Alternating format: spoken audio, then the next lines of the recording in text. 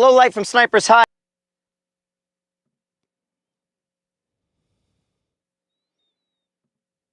Hey, low light from Sniper's Hide. We're here.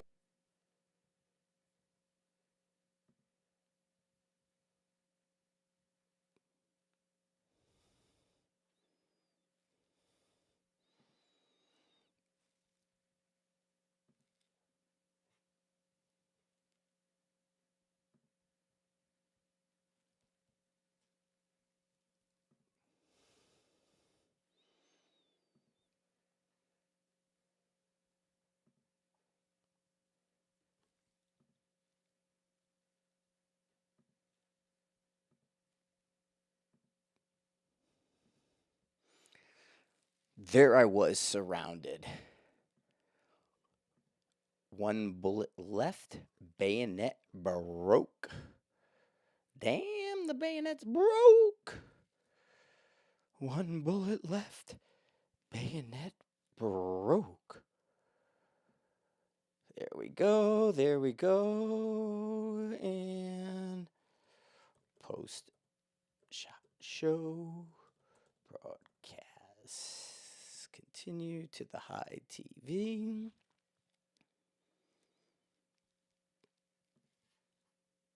And music intro time. Na, na. Na. Na, na.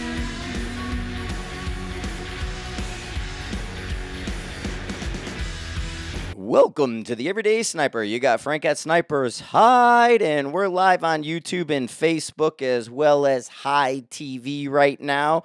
So sorry for the little bit of delay. I don't know what happened yesterday. I just didn't feel like having one for Monday morning for you. I needed that one extra day off just to get it going. You know what I mean? I'm like, man, I want one more day. Plus, you come home and it's like super cold here.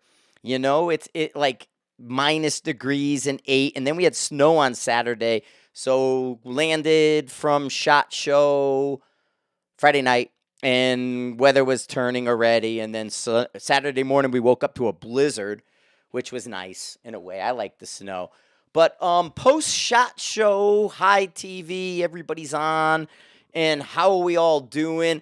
Look, I'm back from SHOT Show, and I'm not dying from the sickness. So I don't have the shot HIV going on, which is pretty friggin' awesome. But gotta say, I'm just gonna jump right into it with you guys and those who are on. Let me get up here because there will be some people on. I didn't do the chat thing, guys. Oh, sorry, I'll have to hit you onto the chat side just to see where it's at. Let me see. I didn't do the there. I'm gonna pause that so I can get me some chats. Let me go hi. And everybody's highing it. So, yeah. So, anyway, going to SHOT Show early. We were supposed to do the Beretta event, and we landed at 8 o'clock in the morning. And, like, now, SHOT Show for badges and everything, like, you go to the carousel to pick up your bag. Right behind you is your badges. So, it's like, I'll get the bags. Laura grabbed the badges. And even Dave, my ad guy, said the same thing. In previous, it was, all the drama from SHOT. And now it's just grab your bag and go. But we got in at 8 o'clock. I got over like 9:30 to the Venetian.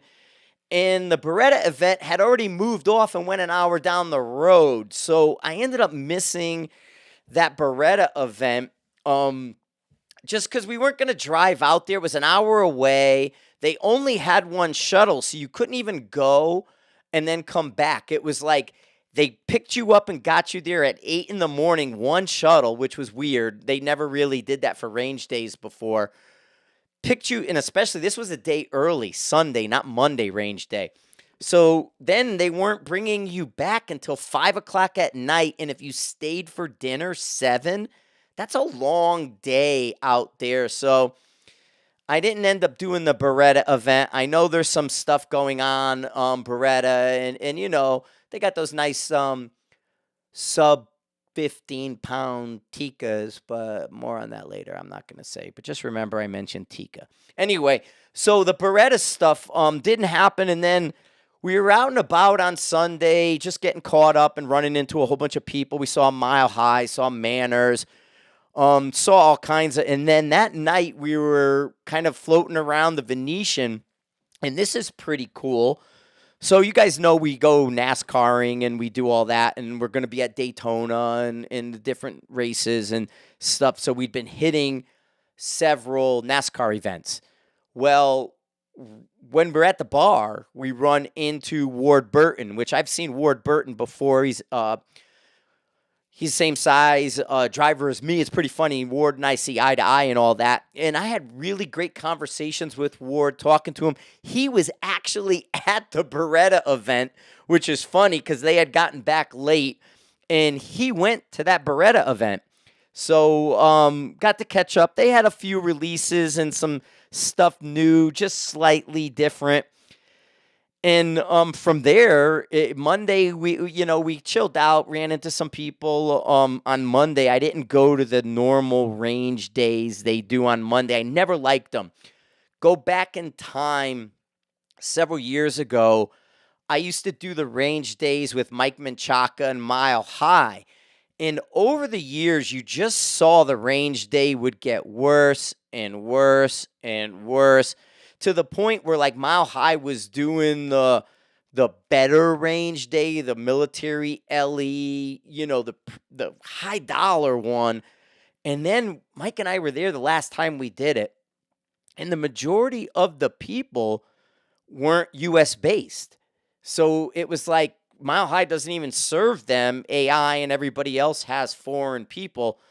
So it was not worth it. So I hadn't been to range days since the Mike Menchaca days. You know what I'm saying? So long time for that stuff. But let's just jump right into it for Tuesday in shot and all that. And go Tuesday morning, first thing, it's packed.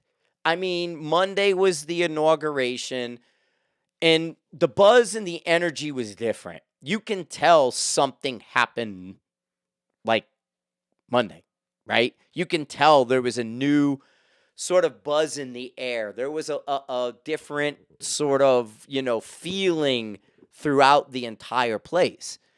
And then Tuesday, I go in and I have exhibitor badge, and so I'll go a little early. And this, again, we were kind of calling Mile High a base home, and Mile High's in the Caesar Forum. So you got to cut through everything and go all the way down to the Caesar Forum just because we were that direction. There is some shortcuts. And everybody was stacked up waiting by 8:30, 8 o'clock. You know what I mean? So, like, you felt the buzz was different, if that makes sense to everybody.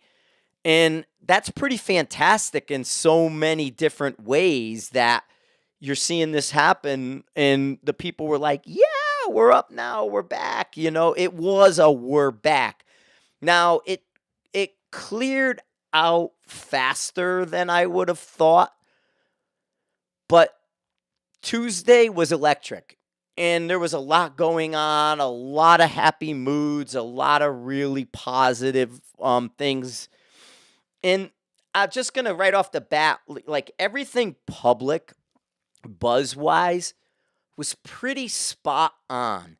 Like when you saw that initial buzz and everybody was excited for it, the products turned out to be as advertised in a lot of ways. And like a good example would be that EOTech 3-9, right?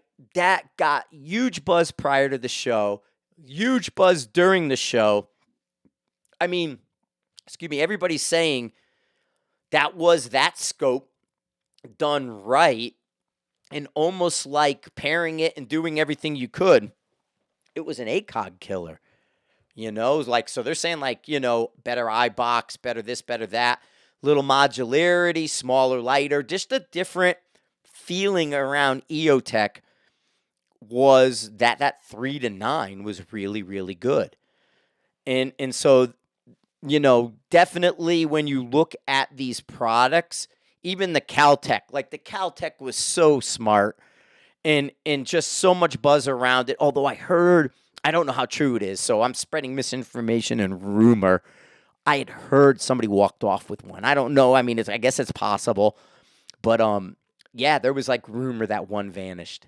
But the Caltech, even people were saying it was lighter, it was cooler, it felt better. All the kind of like when people talk to you, because it's like, yeah, okay, it's not my thing. But in my mind, it's a clip, not a mag.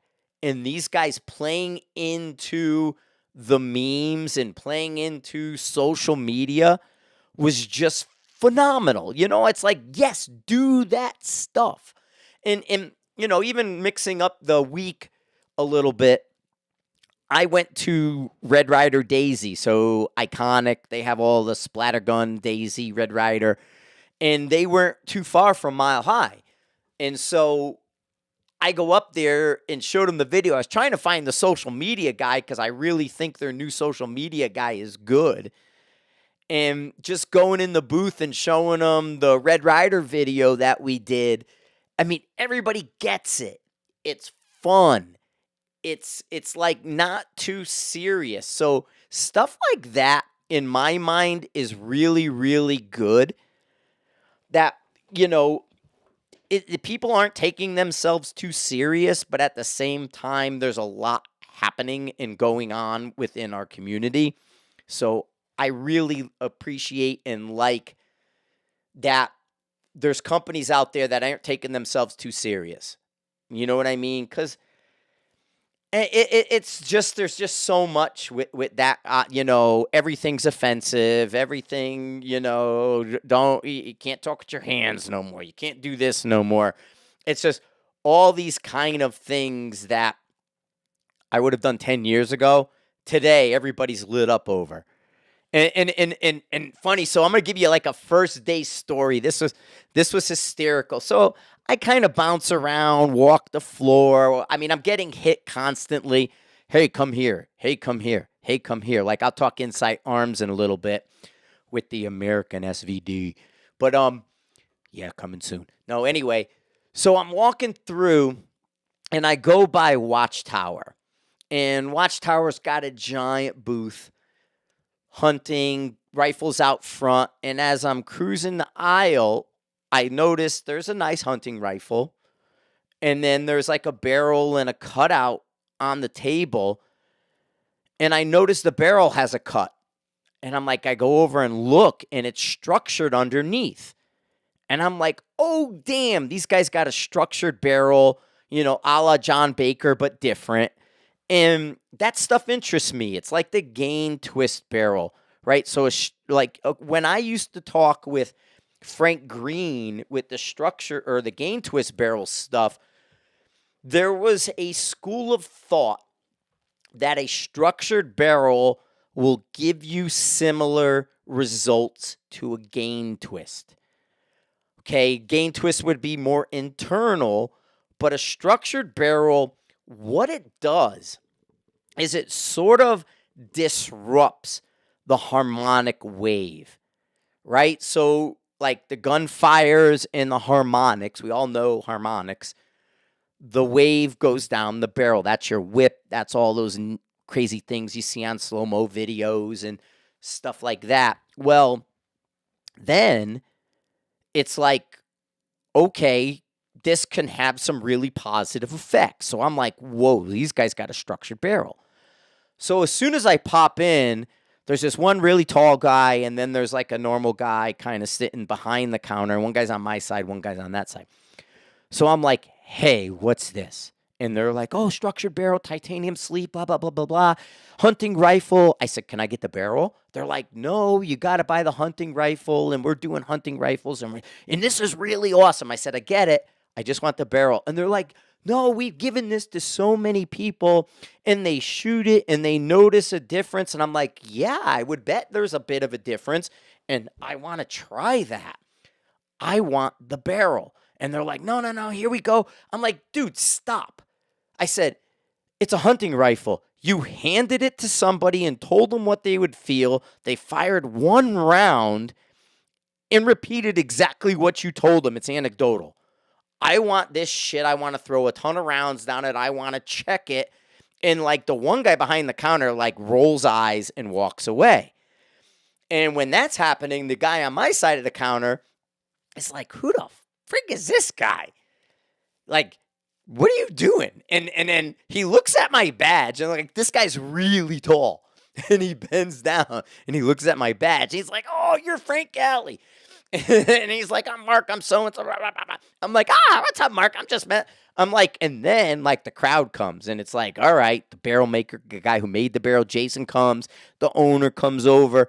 I'm like, you guys are on to something.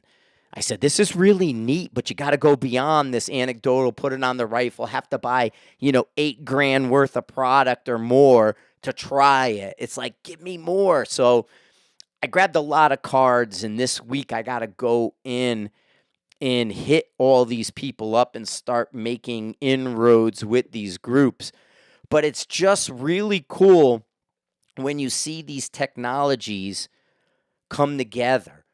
And think about like with the carbon fibers, there's certain little nodes underneath and they're attaching the carbon fiber and doing that. Well, in this case, they structured it underneath, but instead of wrapping it, they put a titanium sleeve over it. And I know there was straight jackets and some of those and, start, stop, that. But I really, really have to say, I believe there's some merit. Having my morning coffee. I really believe there's some merit in the structured barrel, not so much, maybe not design, but concept, right? I know John has some success with it. And then I want to say there was another too. John Snow from Outdoor Life was telling me about something I missed.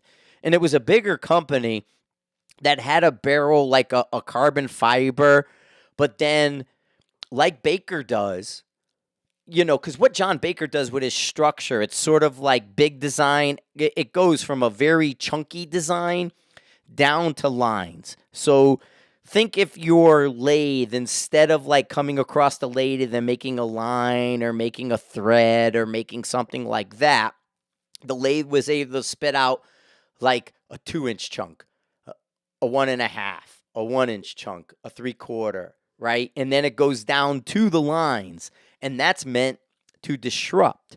But what else John Baker does is he drills those holes along the outside, right? So around your barrel, exit hole diameter, the bore hole is smaller holes all the way around.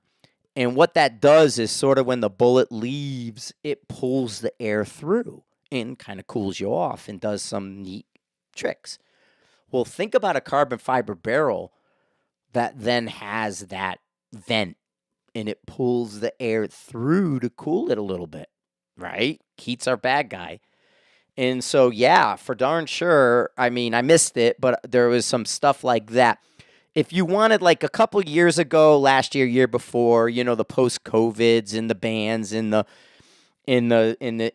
D administration, it was like the lever actions, right? Still a ton of lever actions, and now there's the mags, there's the 5.56s, and so lever actions are getting more refined. There, everybody that has one is M-locking it and modifying it to some degree, which great, I dig it. I think they look cool, and if you're a straight wall guy, doing hunting or whatever or home, it's almost band-proof in a lot of ways, right? Pistol caliber and a rifle, leather, lever action. So it technically shouldn't go anywhere. And so I get it. Well, then this year was like an explosion of 3D printed products all the way down to a completely 3D printed rifle. So it's pretty darn... I mean, including the action. You know what I mean? So it was like the action was printed, everything. There was a printed suppressor on it. There, you name it, like everything on the thing was printed. Pretty much, but the barrel, which was a carbon fiber wrap. So that's sort of the direction I see things going, right? It's this 3D printed. Now we have to see what the durability is. And I'm going to go another layer. Okay, I'm going to jump around a little bit because I had conversations Monday, Tuesday, Monday and Tuesday, and then I had additional conversations like Wednesday night into Friday. And one of the conversations I had at the Leatherneck Club, which I'll talk more about in a bit, but the Leatherneck Club for the Recon Sniper, there's a lot of former Marines, former everybody's, at Recon Sniper. And a great party this year, met a lot of really great guys. But I met a guy who actually is a government guy, and his sort of thing is to look at these 3D printed, like in the suppressor world, and look at it's part of the deal is the roughness, like with suppressors. Like, I'll just go there because there was a ton. Dylan had crazy ones, this one. So, like, they 3D print the suppressor, and if you've seen one on the inside, they're kind of porous and they're not smoothie, And he says if you sand that or get it smooth, it degrades the strength. But if you don't, it collects the carbon in the buildup, and then everything wants to, attach itself to it. So it's like when you look at like where the government might be looking with some of these things, they're hyper interested. It's almost like going into the suppressor world back in the day, right? Today, they don't want any gas leaking. Today, that's all about flow, which direction everything's moving. And there's a lot happening, under the hood when it comes to suppression. Well, I think there's a lot happening under the hood when it comes to the 3D printing. I mean, you could do so much. They're printing metal. They print titanium. You know what I mean? They're printing all this crazy stuff. But then it's like, whoa, wait a minute. What's the unintended consequences of these actions? And so long term, we have to look at that. Because right now, like even one of the deals is when you think about the military side, ARs and suppressors, right? Gas flying everywhere. The system's not sealed in a lot of ways, and they don't want that toxic gas near us. So it becomes important to figure out, should they be cleaning more often? What do you do and what direction can you go to either directionalize the negative of shooting a gun, the gases and things like that, the lead, the gases and all the chemical stuff, or to remove and eliminate, or at least put it in a seal and kind of divert it away from us. So with the 3D, it's kind of that double edge. Like they could do more printing. Like I saw some really, really elaborate designs in Flow. You know what I mean? Like some really elaborate designs. And, are they going to clog quicker? Do they work? How do you clean it? What I mean? What are the long term of this stuff when it comes time to we put 10,000 plus rounds through something. So the 3D printing is gigantic. Just know there are people paying attention to where the negatives might go, because in the excitement to say, how cool is this? We have to look at the long term, as far as sustainability, safety, and things like that. So, really cool 3D printing stuff. It's really, really going next level, but you have to kind of know that these guys are looking at some funkiness that's potential, So anyway, I thought that was really, really neat. And why not, right? It's just giving us more and more to go on, and I'm definitely excited about where we're at. So now let's go into. I'm just gonna come out right out and tell you guys. No, it's the right way. I'm looking at my mic. Anyway, the dungeon. I love the dungeon at SHOT Show. Okay, so you're in the main area. You can kind of go to your right and follow that up into the LEs in the main sections. You can kind of filter around up high and go up and then around to the left to Caesars. But if you're in that main area and you kind of go straight underneath, that place has all the hidden gems. It's sort of the newer, smaller, just up and coming companies. I mean, don't get me wrong, there's some established people down there. But downstairs is the hidden gem. So I go all the way to the left, back wall almost, then down the 43s, somewhere 41, 43s, all the way down to the wall. And I see my friends Harley and Andy there. Insight Arms out of Canada. And those guys have an American SVD they're putting together. Free float and handguard. There's a PSL there. There's a bunch. I mean, but I'm going to kind of go with this. And Monday, I want to say it was Monday. Maybe it was Tuesday night. Might have been Monday. Anyway, AKs are all over, right? Because the AKs are fun. AKs are like, it's this AK, that AK. And I know nothing about the AK world. You know, I just think it's neat as hell. Yeah, the Shooter Global stuff is amazing. Somebody's asking quantum efficiency. Big fan of Shooter Global. We're going to be running the pulses and all that stuff and connecting them. So if you want to go in that direction, the problem with the hypersensitive stuff is don't get wrapped in the hypersensitivity. Make sure you look at, somebody's asking a question on the Shooter's Global Pulse Pro, and big fan of the Shooter Global system, but don't get wrapped around the axle with like things are moving around. They do move around, but we have a window we can work in that doesn't have negative effects. But going back to the AK world, I'm up at the bar, at the round bar, circle bar, in the Venetian. I don't even know, 9, 10 o'clock at night. Maybe it was earlier, probably earlier, who knows. And this group of guys come in like a gang. I mean, they're gauged, they're tatted, there's a bunch of them, and they're like almost mad mugging, too. It was funny.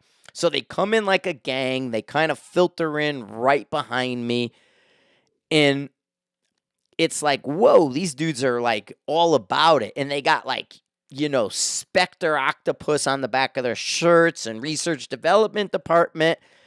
And you know, they got attention. And so I look over, I get behind, and they're only like 2-3 feet away. And one of them, you know, minutes later comes up to me and he's like, hey man, we want to work with you. And I'm like, whoa, who are you guys? And they're like, we're Meridian. I'm like, yeah. Meridian. So they're like the Meridian dudes. And they want to do precision SVD. They want to kind of bounce into that area. And it's like, okay, I get it. You know, precision, right? George Gardner and I talked about this years ago. When he was doing the M14s for Jordan and different things, it was always like, wouldn't it be cool for a tricked out SVD? Well, now with all these AK guys, they're chasing it and they're looking like they want to play with SVDs. They want to play AK in the AR world, like almost like the quantum matches, right? So why not? And it's funny because this conversation, because like they were almost trying to see my reaction. Hey man, we're AK dudes. We want to do a custom SVD and we want to come play with you. I'm like, fuck yeah, dude, let's sew.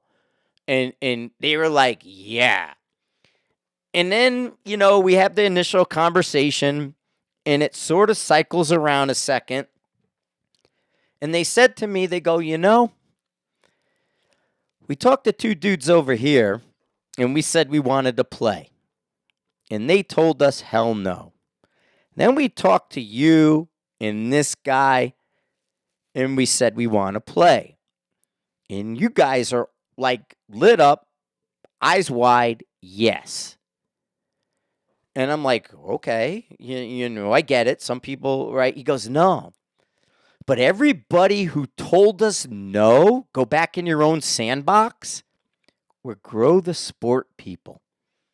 And he goes, everybody who said, come on in and let's play, were the ones the Grow the Sport people said are the bad people.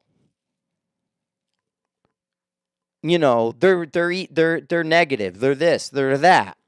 And the same thing, I went in and I've been talking, I believe 6-ARC is a gateway drug for people. I think there's a pipeline, there's an infrastructure for not a lot of money that'll get somebody in the game. 6-ARC, they're already playing in the AR world. You could take a guy with, he can have a sub $1,000 AR with a 6-ARC. He's buying things, he's playing, he's enjoying himself. And if you get him into like a Bighorn Origin or something relatively inexpensive, a Bighorn Origin is $825. You add another bolt head, what's that, like $150? So $1,000, you have an action capable of sending a 6-ARC downrange. Origins, I believe, are Savage prefits, or you get prefits and stuff like that.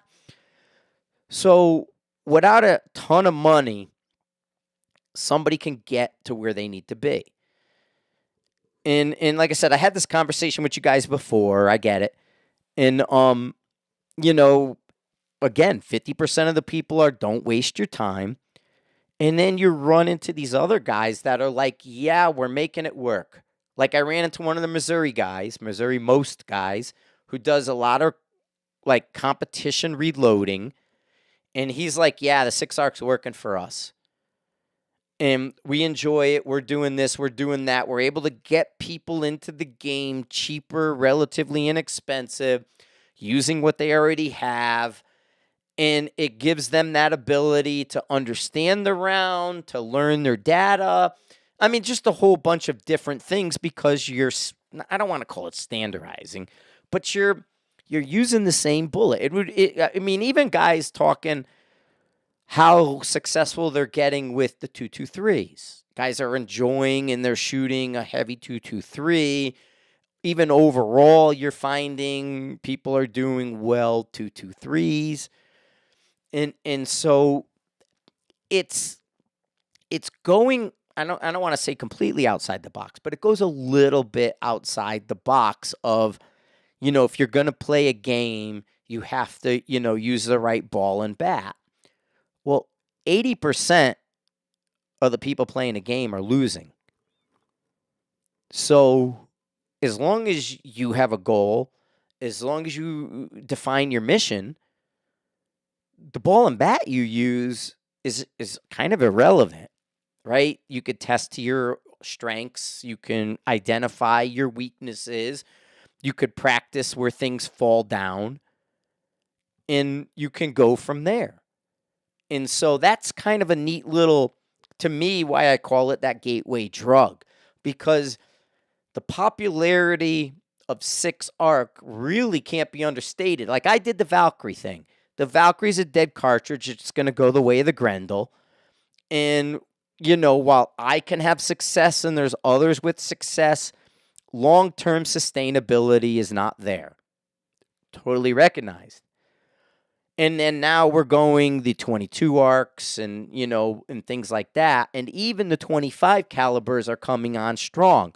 Hornaday's got the big push. And I do believe this is all going to change. So why I tell people, okay, so your gateway drug. So here, let me start over. The gateway drug to get into that precision rifle world is going to be the 6-ARC. Okay, that's my mind. And why I say that, because we know the 6 millimeters today rule the roost. But pretty darn soon, the 25 is going to beat it. And then everybody's going to dump the 6 stuff and go to the 25. And then they're going to be telling everybody, don't do that, do this. So it's that it sustains, which is fine. It's going to sustain the system. Okay, we're going to move everybody from the dasher infrastructure, which is kind of expensive. Potentially the GT infrastructure will stay because of that factory because the GT is going to be your best option if you say competition is my goal. But if that's not your only goal, right? You're going to want to blend some things in the 6s, and some of that stuff burns barrels out. So you want things that are slower, a little bit mellower, and allow you to plink a little more and not be so sensitive to where things are going, like you're constantly nuking your rifles. But you watch, there's gonna be a flip to 25, and I'm on it. I think there is a good middle ground there with the 25 calibers, the Creedmoor, the GT. I think you're gonna see that becomes the dominant versus like the Dasher and the GT now, the 6s. What the 6s are good.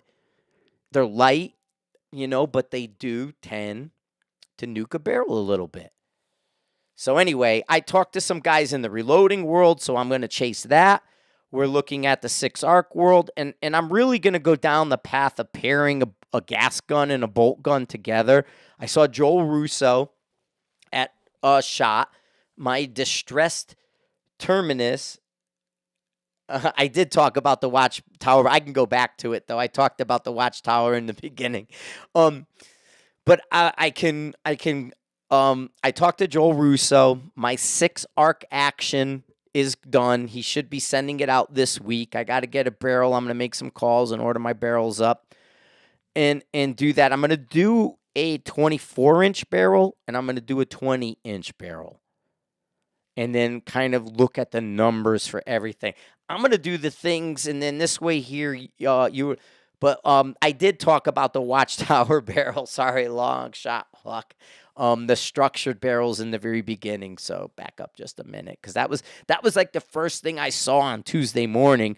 We were like leaving Mile High and heading out, and Watchtower and Mile High weren't too far away from each other.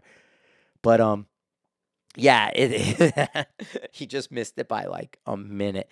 But anyway, that's one of the things that I'm looking at. That's one of the things that I'm looking at as far as builds and places to go. The other thing I did, like immediately, I go into Cadex, and Cadex has this Lamborghini orange skeletonized. I don't even know if they had a name for it. And I see Serge, and Serge is like, this matches my Lamborghini. I'm like, man, I want that to match my friggin' GT4. He's like, let's do it. So I'm going to be putting together this tricked out, skeletonized, really badass looking Cadex in 6.5 Creedmoor. And paint-wise, they're going to be pulling the Jensen Blue from, like, the GT4 and doing it. But he had this, like, Lamborghini orange rifle, and I was like, God damn, that's beautiful. And it had a really heavy carbon fiber barrel that, like, filled most of the handguard. It was pretty darn neat in a lot of ways, So I was digging on it. Let me kind of adjust. I'm making an adjustment here. There we go. Making an adjustment to some sounds here, because I get kind of a feedback thing in my head that feels weird. But anyway, so yeah, so going into Cadex, in the new stock, in the lever and the way they did it was just so neat. Like, it was really modernized. It was really contoured, tricked out. Then they skeletonized the action where it almost looked like it had a left and right port. The left side was smaller than the right, but the way they skeletonized it up, it was just such a neat rifle. You couldn't resist. You had to. sort of go that way. I haven't checked any Facebooky things. Let me see if I'm there. I don't even know, or if I was live on Facebook. I have no idea. I thought I did a Facebook live, but sorry guys, I was just looking to see if it ended up going live on Facebook or if they knocked me offline. I have no idea. But it still says it's going. Still says it's going. Okay, good. So anyway, yeah, so it was just so neat with that. And then I'm going to go into so then Tuesday night. I'm only on Tuesday. There's still more to talk about that I saw, but Tuesday night I'm at the Circle Bar again, and I run into Walt from Cameo. And Walt's like, Frank, I sent you so many emails. You have to come to the invitational only hunter match. So Walt is really, really jumping in with both feet for his hunter match. We're going to be doing an invitational in March. And it's a find it, range it, engage it. It's a standardized match. It's got so many positives. It uses the terrain. It like even the stage area or your shooting position. He generally, if it's capable, and he does try to find places that are capable, he generally, there's like a rock, then there's a tree, and these are all within the circle of acceptable. There's like a rock, there's like a tree, and then there's ground. And it's like, ooh, which one do I take? Well, prone's over there. Can you see, though? And then it's like, well, the rock's over here, but you don't have a game changer, right? You can't take support equipment. Sling, pack, rifle. It's Western hunting, and it, like I said, so it's the match. It's what we always talk about, but he's doing an invitational to blow it out. He's bringing in some military teams. He's bringing in the comp people from different disciplines. He's bringing in Chris and myself and guys who talk up the stuff. And he's just kind of, he's looking. It doesn't need a lot of room. It's inside 600 yards. You know what I mean? And it's the first target's within 2, the second's within 4, and the third's within 6. It's hit plus time to move on. Stages are blind. And as I said, you get a pack and a sling and your rifle. You could chest rig and binos, but that's not helping you shoot. So it's that. Now, I didn't look at weights and things, so, weight system as far as what his weight is, but I'm going to use my hunting rifles I put together. I have the 2 Terminuses that are on hunting 26s and all put together nice. So I went in this morning, and I registered for Walt's mat. So I'm super excited about going for that. I don't expect anything. Like I said, medically, I got an issue with my eyes.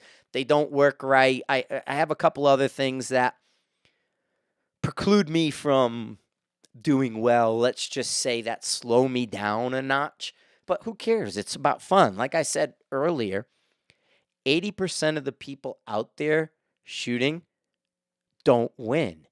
So does it really matter? It's the experience, right? It's the learning opportunity, and it's doing things under someone else's rules because you're never going to set yourself up for failure. So that's where I'm at with, that kind of stuff. And, there's plenty of nomad. There's plenty of independents out there that do things uniquely well. And you don't have to do the contrived. You don't have to do, whatever. You mix it up. And so that's kind of what we were going for. And so, yeah, great talking to Walt in doing that. My coffee's cold. So anyway, so I want to get into Wednesday really quick. So the Marine Corps Scout Sniper Association, as well as Tim Parkhurst with the Scout Sniper Heritage Foundation. The Heritage Foundation is where you go to donate for our statue that's going to be put up at Quantico. There's $3 million we need to raise for the USMC Scout Sniper Association. The Scout Sniper Heritage Foundation has different vehicles to raise money. Tim was all over SHOT Show. The Scout Sniper Association was all over SHOT Show. These guys, like, since the changes and even since dumping Scout Snipers with the Marine Corps, I got to fix my beard a little, have gone next level. I mean, the whole crew right now is really just on top of it. And, I mean, just so much cool stuff. So Wednesday night, Recon Sniper, Leatherneck Club, Off the Beaten Path in Las Vegas. It really, really is an experience to go there. And it's wide open for anybody to show up who's at SHOT. I mean, all kinds of people come and go.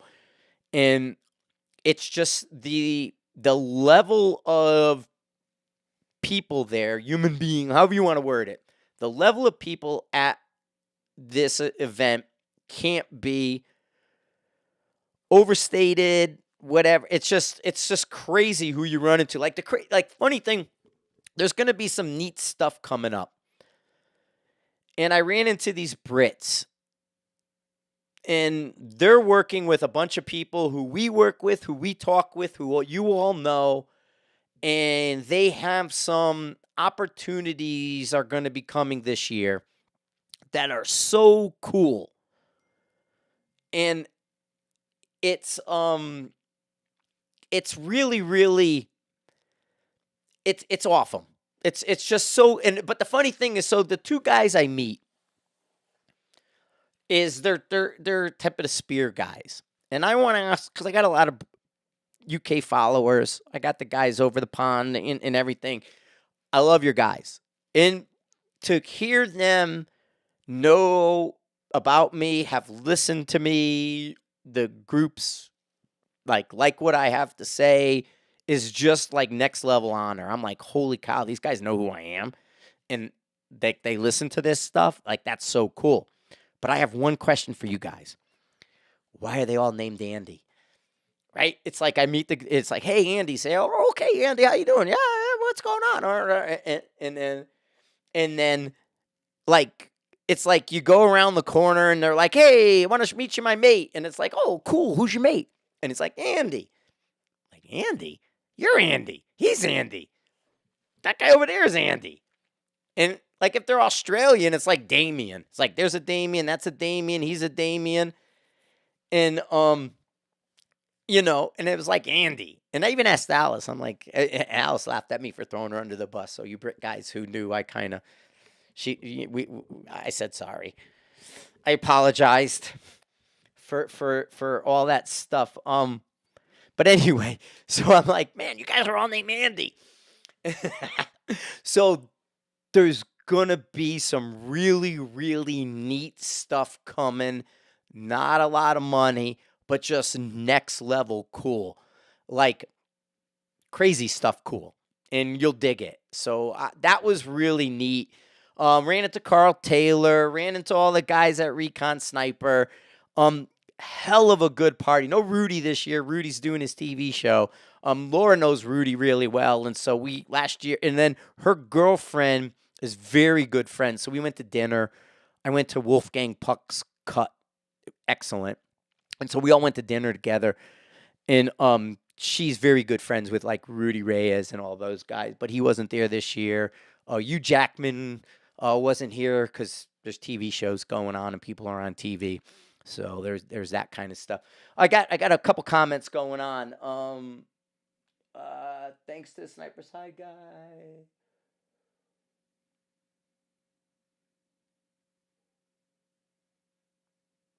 Yeah, so somebody was just saying, I'm just reading the comments. Sorry about that, guys, real quick. I dead aired you. Yeah, guys are saying, oh, he has an old Gap 308 that he never tucked, and they're doing 600-yard CMP. There's a lot of opportunities out there that don't require you to pay stuff to do to the degree certain people do things. You can find a variety. You can be the well-rounded marksman if you look. And so, I mean, that's a neat kind of deal. And oh,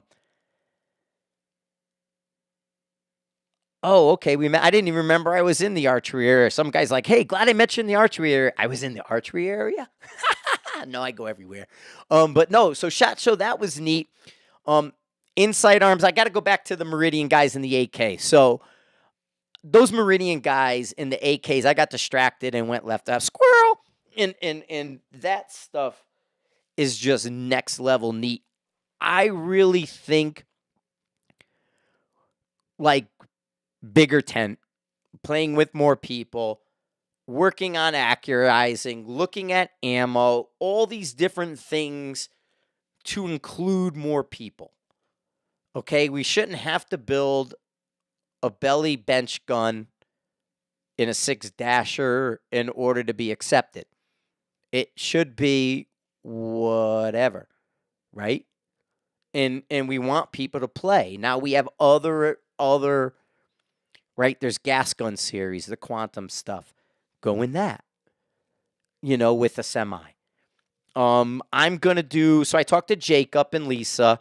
We're still on board for November 8th for the Sniper's Hide Cup. Huge buzz. Oh, yeah. Yes, it is. Somebody's asking about the high mounts. I'm going to get into the high mounts in a minute because that was a giant buzz. So anyway, I was going to say the gas guns, the stages, all that. I really think we can create a better tent.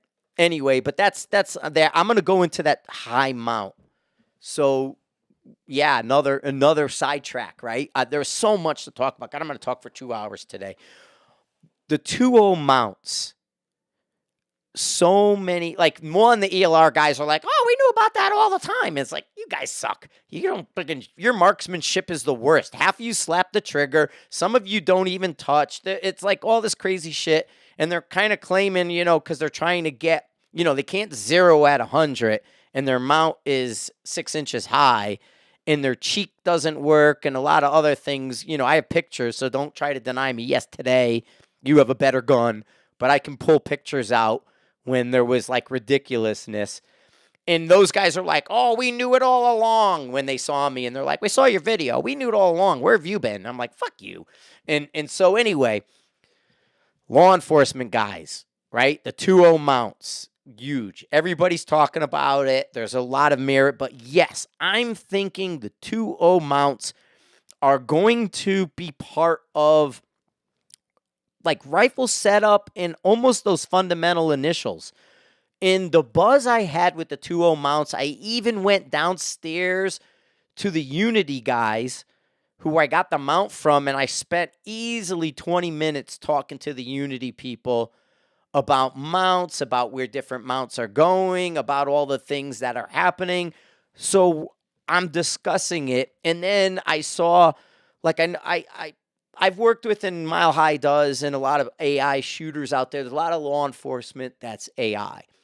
And so I've worked with a bunch of these guys, and the Vegas guys especially. I've done a couple little things where I've popped into town and met up with them.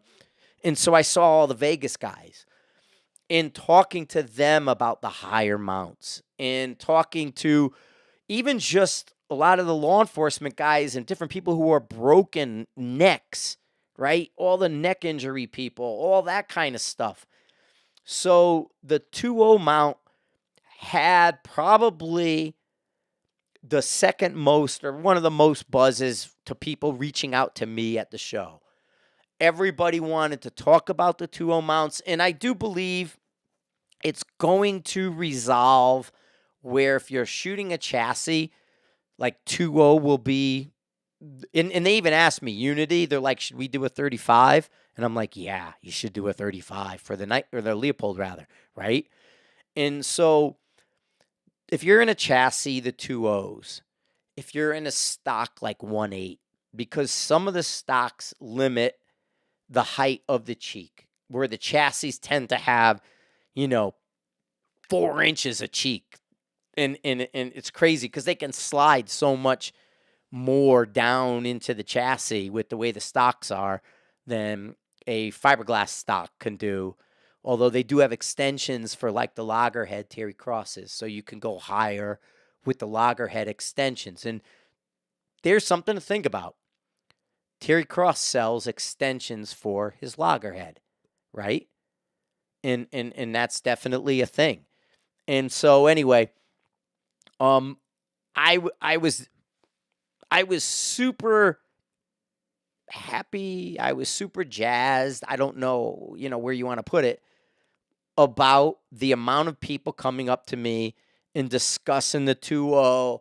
And across the board, I almost want to say 8 out of 10 people are telling me they moved to a 1.5 mount of some variety. 8 out of 10 people say I moved to a 1.5. I was a 1.1, a 1.2. I moved up to a 1.5. Area 419 tends to be one of the more populars. 1.8 is the mount height. 2.0 and 1.8. So Precision Rifleman's asking question on the live. And I'm defining 1.8 and 2.0, the mount height, not your overall. Your overall is going to like 3.5 to 4.0 versus like the 2.5 to 3 we're kind of in right now. It's going from that 1.8, 1.5 to 3 to 3.5 to 4. And so that's where the heights are going. But big conversations about scope height and where the benefits are. And then we just had someone asking about the SG Pulse, right? In the everybody's hyper involved in the levels already. You're already using levels religiously. And I honestly don't think the higher mount is a negative on canting as you think, because you're no longer anchoring into the stock and pushing the cheek over and then pulling over and just relaxing into that move, the pull to the right. And so it's interesting, the conversations I had. And I had great conversations throughout the entire SHOT Show. I mean, everybody I spoke to was super positive, really liked where the content was going, understood the problems we were looking at and where we were going. So again, like really happy with everything as far as the mechanics conversations. I even went to Oler, saw Buford Boone over there, and I'm ordering, because Chris and I are gonna be building a 1,500 meter lab. And I ordered the Oler 89 from them. Matter of fact, I got to go into my my emails and pull out the payment and pay it today. But the Oler 89, and they're doing so much more with it, and to give you a BC. So the Oler 89 is going to be able to give us BCs now. So just from this mechanics standpoint of the work Chris and I are doing, I really appreciate, the people who are coming out to either agree, push us further, or help us move in another direction. Like Buford was really excited about Chris's time of flight article, The Wheel of Time. And you're even seeing Chris speak to people like, hey man, don't sweat this to 1.5 seconds time of flight. And when you look at that 1.5 seconds, for a lot of us, that might be 12, 14, 1,500 yards, right? So many of you don't have access to that. Maybe if you go to a match somewhere and you do. But yeah, it's just, it's kind of looking at these numbers, and I see it, these SDs, and where the ammo is today. So we're always in Garmin's, right? The Garmin's make chronographing and looking at these numbers way more routine. Like I generally don't, I don't pay attention to my muzzle velocity as much. Like once I have it and once I have my drop, I'm like gravity ballistics and I really don't care. But with the Garmin's, we're constantly able to look at it and through devices like the Garmin, I could solve a problem. Like I was talking, Chris was out doing a 338 thing. I believe I mentioned it. And the speed on the 250 was 2730.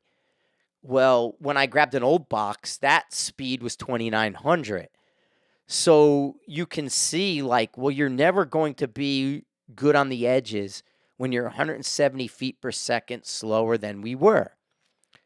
So there's a lot of these little things that the tools help, and they're not in the way. And with the OLER and the screens and the sound and the different things, we can then look at our bullets, look at our BCs, using the Garmin together. And that's the cool thing with Buford's telling me the OLER for the sky screens will also work with the Garmin and pair together.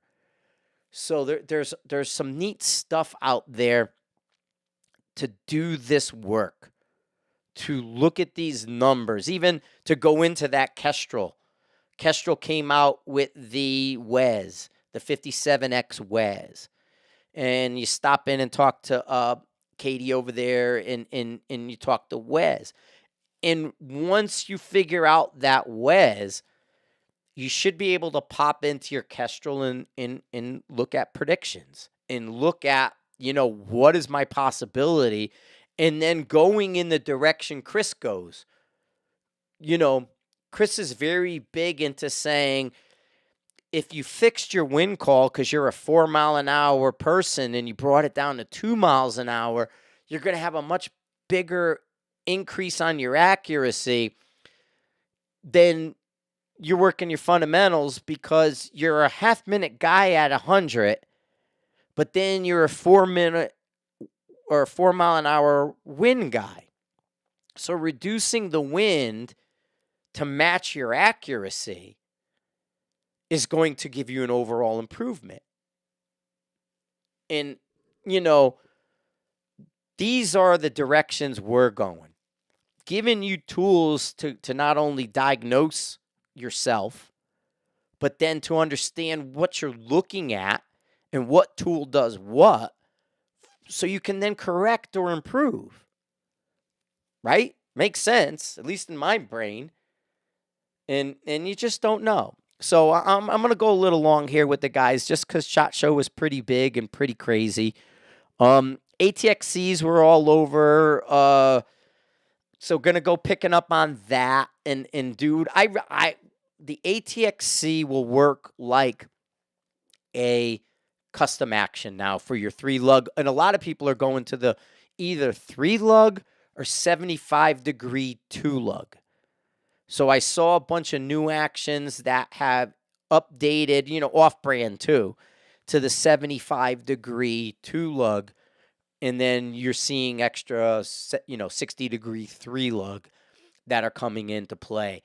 So actions are beginning to catch up in that direction, stuff like that. So AI was fun. Go see all them, Scott and the crew. And then it was an anniversary for AI. So they had a cake and different things in the back and speeches. And so congratulations to Tom and Dave and the crew over at AI on their milestone anniversary that they had during SHOT. That was pretty neat. Always cool stuff. It was funny. So people walked up to Tom and we're asking about me stuff, and he's acting like he doesn't know who I am. And so the guys are, so the people are like, I went to AI and talked to him, and they were acting like they have no clue who you are. And I was just laughing because Tom's telling me, and he's like, oh, I played it super good. I was super straight-faced, and they had no idea because I was like, oh, no, we never done anything with that. So, a lot of funny. And that's the thing in the internet world, that you do that stuff and then people believe it. And it's like, I knew he was a liar. So weird shit like that happens all the time. That people do. Carl Taylor, I made that joke at Recon Sniper. That Carl Taylor, because Mark Taylor, Carl Taylor, East Coast Taylor, West Coast Taylor. Well, I'm an East Coast guy with Mark Taylor, and the West Coast people with Carl Taylor would ask him if he was Frank Galley's platoon sergeant, and he would tell people, never heard of him. And then they go, I knew it, he's a liar.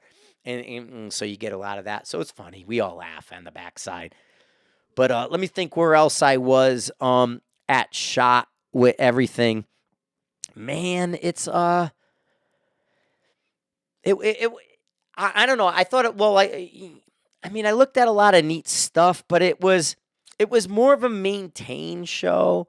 And like I said, I think the directions you're seeing some stuff go little bit lighter rifles, little bit more sportsmen's. People realize the hunting crew is better, so crossover through the hunting. So a few of the weights came down a bit. Oh, I know where I wanted to go. Ruger. Ruger updated the stock on the RPR. Now, I don't know if there's a path. I didn't get a chance to talk to him, but the new stock looks really, really nice.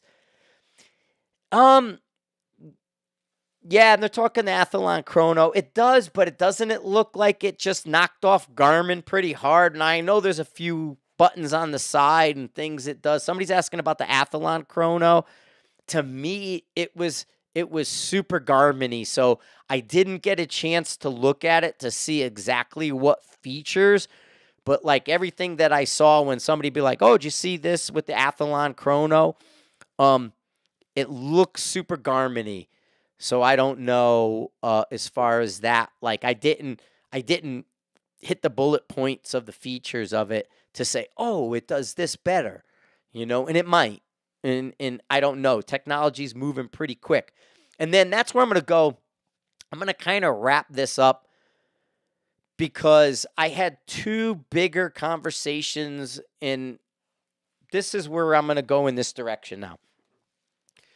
I go downstairs to the basement, and I see D&T Optics. They're right next to Harley, Andy at Insight, American-made SVD.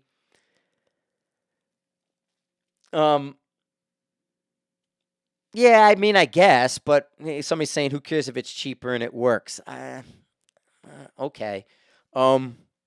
There was a time people didn't quite like as quick as knockoffs like that, but I mean, I get it. Athlon is a solid company, and I'm hoping it does more than exactly be a Garmin copy because, if it's a few bucks. But anyway, I'm down at D&T, and super excited seeing the 635, the 650. They have a guy over there, Nick, and I'm going to be doing a Zoom with Nick to really get into the features and the mechanic of the night vision side. So D&T's got a lot of little products out there on the night vision side, and the night vision side speaks for itself. That's 635 and 6. I can't. Somebody call him. That 635 and that 650, sub $1,000. That is such a fun unit. Thermal is the other big one. Okay, like lever guns, 3D printed, thermal. Right? Leather gun or lever. I keep saying leather, right? Or lever. Lever guns was a couple of years ago. 3D printing, thermal. This is a sub $1,000 unit that was, that I love playing with. It zeroes so fast.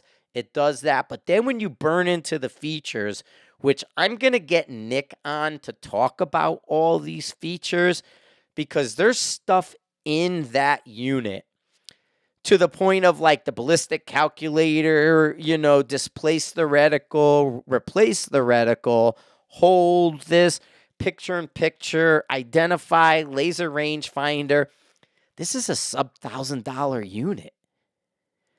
And so getting to meet them one-on-one, the capabilities of what they're going to be able to do is really next level. And it's like, hey, I want to do this. And they're like, oh, okay, we'll try it. But so the 7 to 35, $600 optic, right? Well, they have a 5 to 25. They have a 3. I mean, basically, they have everything. Every scope mag SKU you can think of, they have. And so I'm looking at the 7 to 35, the 5 to 25, and the 3 to 18. And what if we paired all of those with like and there's nothing wrong with their reticle right now, but a Sniper's Hide member created reticle. We're going to be able to design a reticle for DNT products, and they will help us put that in. So, yes, they are related to Arken. They're related, but not. That was the other rifle. It was Arken's rifle. Arken has a rifle that I think pulls the air through and kind of cools the barrel. And there was a private room thing for Arken that I didn't go into. But yes, DNT has an Arken kind of DNA. But it's different part of the company, different guy, but they are related. So DNT is going to let us do whatever we want for that. In terms of reticle, I mean, we can even probably start speccing features out. Outlier is who I was thinking of. Yeah, because I didn't see it. I went by this Arken event, and they were breathalyzing people and doing something. And then Jon Snow told me, I believe the rifle I was mentioning that was interesting. But he's saying Outlier is who I'm thinking of. Like I said, the show's so big, I miss some things, and you get random people tell me who's doing what, and it's like, and I hadn't explored it yet, just getting home. Then you start going on the internet and, oh, what was he talking about? What was he talking about? And doing that stuff. So, yeah, for sure. But, I mean, we could do reticles. We can look at different things. Oh, is that what it is? Okay. Like I said, I didn't see it. I don't know. There's just some days there's too much to look at for me to see. Sorry, guys, is the Everyday Sniper podcast people. They're chatting me, and so I'm reading what people are saying. So you guys are getting kind of a half of a conversation in some ways. But we're having good conversation. I haven't stopped talking or breathing, so you're getting to hear me mention all these different products and different things as we go through. But it really is, like the golden age of precision rifle, because 1, they're fast. 2, they can 3D print. Prototyping, all that stuff has sped up exponentially. I guess that's the word. I don't know. But it all sped up really, really crazy. And so you can, an idea can pop in someone's head, and it's on the street in months.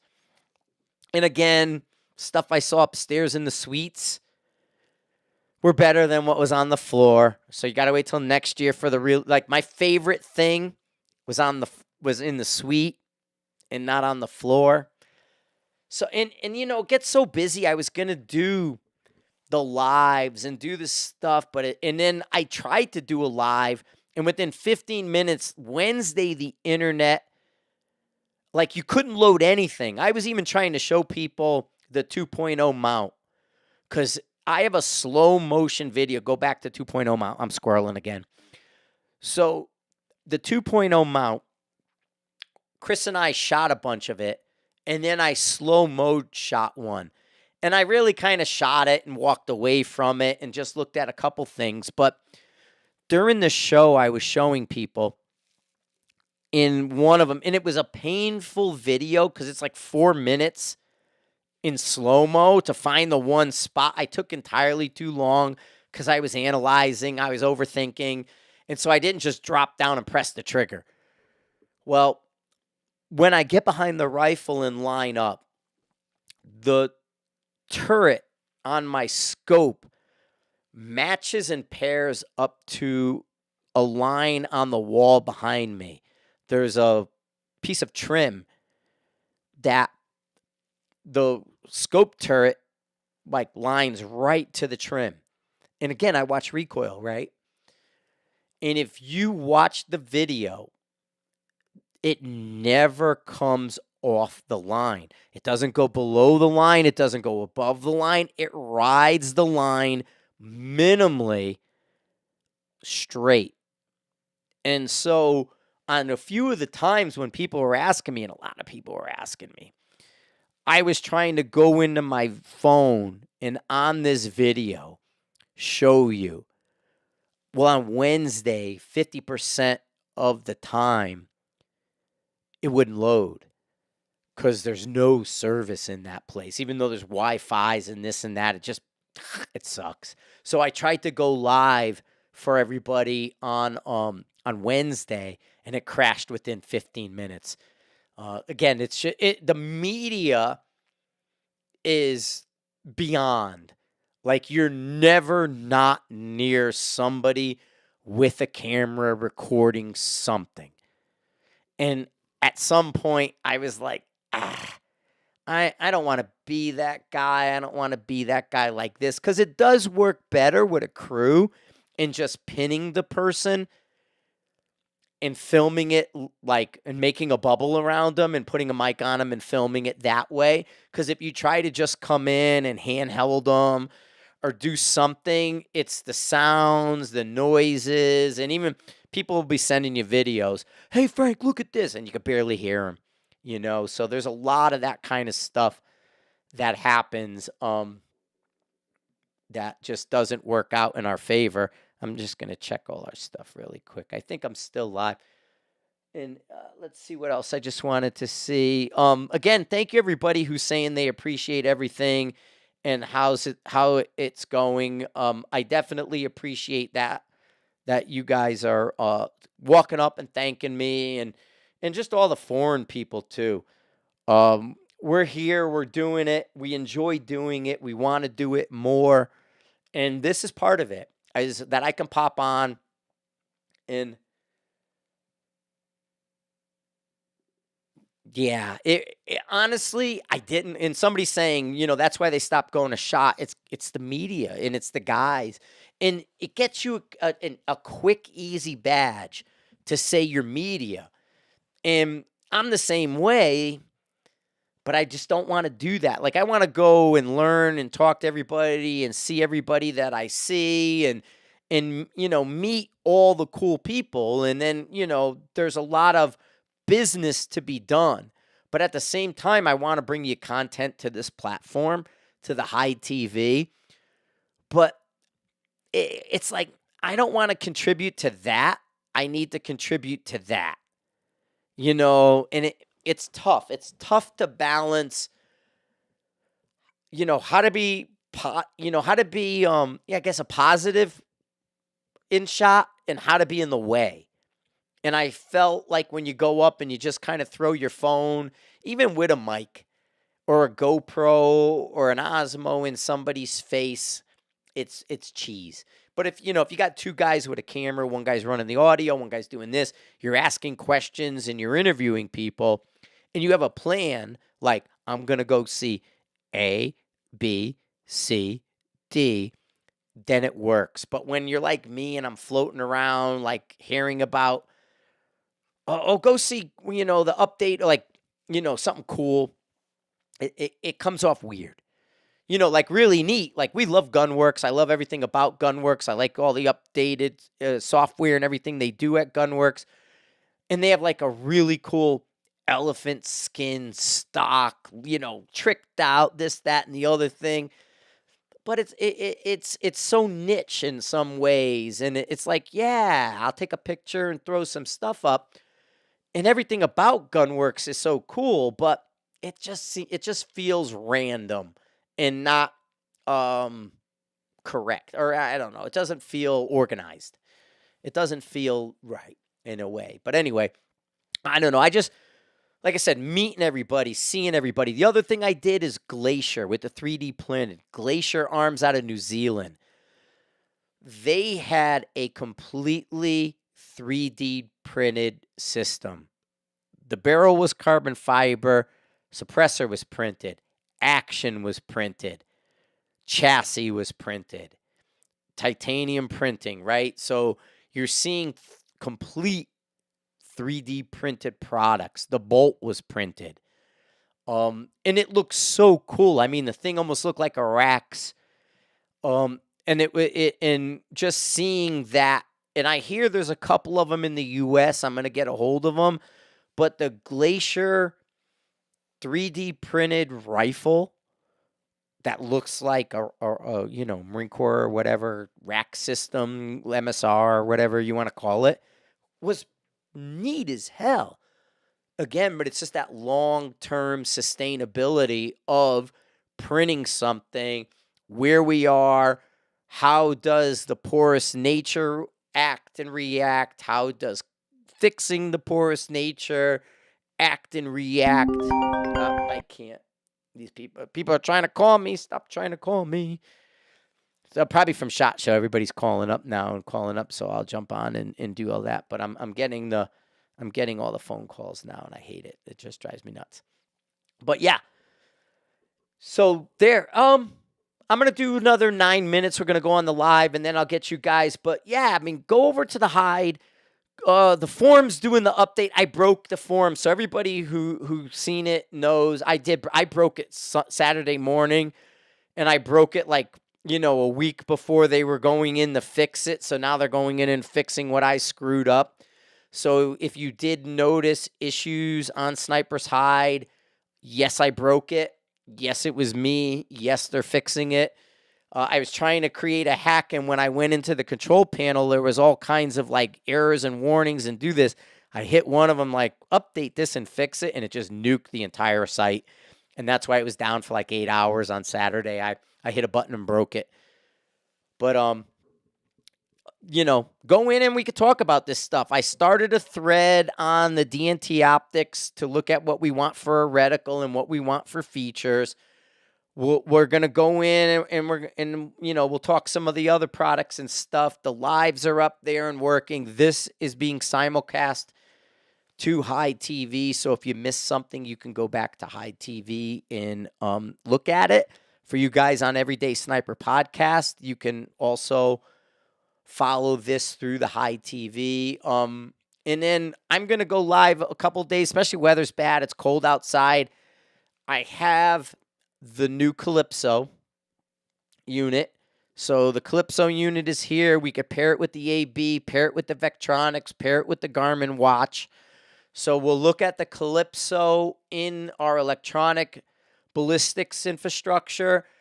Also, Ryan Cheney sent me the newest airbag that the design slopes off for his rear bag so you can get your arms and they don't get blocked by the bag. So the center is higher and you get your movement, and then it kind of angles down.